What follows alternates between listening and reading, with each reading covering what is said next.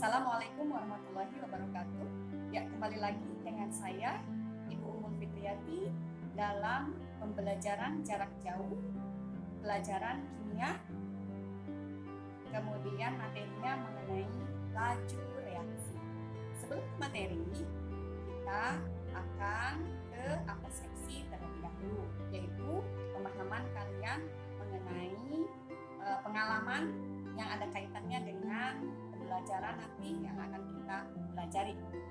Ya, reaksi kimia ada yang berlangsung secara cepat, ada juga lambat. Ya, misalnya ketika kalian menyalakan kembang api, otomatis bisa langsung menyala dengan cepat. Atau ketika kalian menyalakan korek api yang ada dari kayu, kalian nyalakan, nah pasti pentulnya akan menyala terlebih dahulu dibanding dengan kayunya, ya. Nah, kemudian ada juga misalnya kalian pergi ke supermarket, yaitu melihat buah-buah dan sayuran itu pasti diletakkan di pendingin, lemari pendingin, ya. Apa fungsinya lemari pendingin tersebut? Ya, betul sekali. Fungsinya adalah untuk memperlambat laju reaksi pembusukan. Berarti apa yang maksud dengan laju reaksi tersebut? Mari kita bahas pada pertemuan kali ini di pembelajaran jarak jauh mengenai laju reaksi.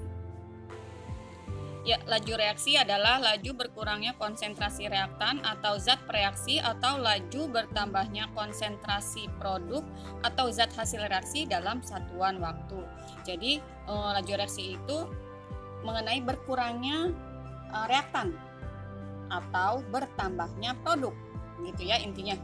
Nah, misalnya reaksi kimia antara A dengan koefisien reaksi P tambah koefisien reaksi Q dengan B direaksikan menghasilkan C dengan koefisien reaksi R dan D dengan koefisien reaksi S. Persamaan laju reaksinya dapat dinyatakan dengan V sama dengan K kali A pangkat X dikalikan B dengan pangkat Y. Ya, jadi yang dituliskan di persamaan laju reaksinya tersebut adalah yang reaktannya, yaitu A dan B. Makanya di situ di persamaan laju reaksinya hanya A dan B saja.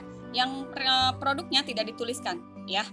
Nah, X dan Y-nya itu adalah order reaksi. Yang X-nya order reaksi terhadap A, yang Y order reaksi terhadap B. Kemudian V-nya laju reaksi, satuannya M per S, K-nya tetapan laju reaksi.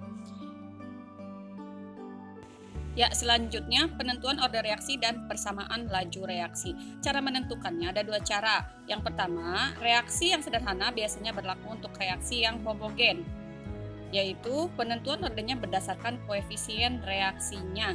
Misalnya, persamaan reaksi A plus 3B menjadi C. Laju reaksinya atau V-nya sama dengan K dikalikan dengan A dikalikan B pangkat 3. Dari mana? Nah, kamu lihat di situ yang reaktannya adalah A dan B. Sementara A koefisien reaksinya 1, jadi tulis 1. B koefisien reaksinya 3. Jadi order reaksinya tinggal kamu jumlahkan, yaitu 1 ditambah 3 sama dengan 4. Ya, selanjutnya reaksi kompleks, yaitu penentuan order reaksi tidak berdasarkan koefisien reaksi, melainkan berdasarkan dari data percobaan. Misalnya ada data percobaan seperti tersebut pada tabel tersebut ya. Yang ditanyakan adalah tentukan order reaksi total, kemudian harga K, kemudian persamaan laju reaksi. Cara pertama, kita tentukan dulu order reaksi A. Jika ingin menentukan order reaksi A, maka kita harus melihat B yang sama, patokannya B yang sama. B yang sama itu adalah di nomor 2 dan 3, di percobaan 2 dan 3. Maka A yang digunakan adalah A nomor 2 dan 3. Nah, sehingga kita tuliskan, berarti kalau 2 dan 3 di situ berarti V2 per V3 sama dengan K2 per K3. Jadi 2 dan 3 saja yang digunakan ya. Kemudian A2 per A3 dipangkatkan dengan M, kemudian B2 per B3 dipangkatkan dengan N. Nah, kemudian karena K2 sama dengan K3 dan B2 sama dengan B3, maka di situ tinggal dicoret B2 dan B3-nya, sisanya tinggal A2 per A3 karena dia berbeda. Ya. V2-nya 0,02, V3-nya 0,08. Kemudian A2-nya 0,1 per A3-nya 0,2 pangkatkan dengan M. Sehingga didapatkan 1/4 sama dengan 1/2 pangkat M. Nah, berapa M-nya itu? Jadi artinya 1/2 itu pangkat berapa? Didapatkan 1/4. Maka M-nya adalah 2. Ya, selanjutnya untuk menentukan order reaksi B. Kalau menentukan order reaksi B, maka kita lihat A yang sama. A yang sama itu adalah di nomor 1 dan 2. Maka kita gunakan data percobaan nomor 1 dan 2. Berarti V1 per V2 sama dengan K1 per K2. A1 per A2 pangkat M, B1 per B2 pangkat N. Sama seperti yang pertama ya, yang A. Kemudian karena K1 sama dengan K2 dan A1 sama dengan A2, maka tinggal dicoret saja.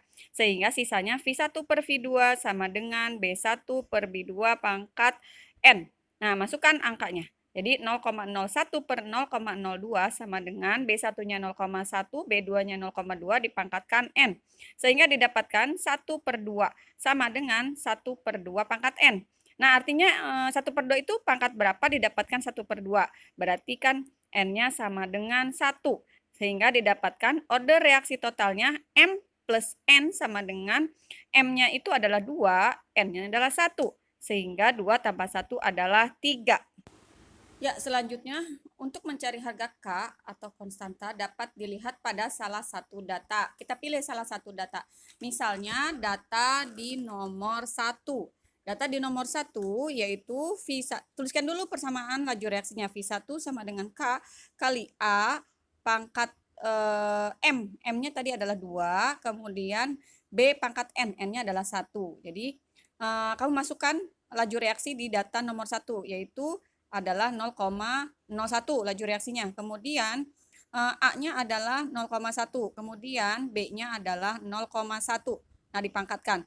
Sehingga didapatkan K-nya adalah 10 M pangkat min 2 per detik.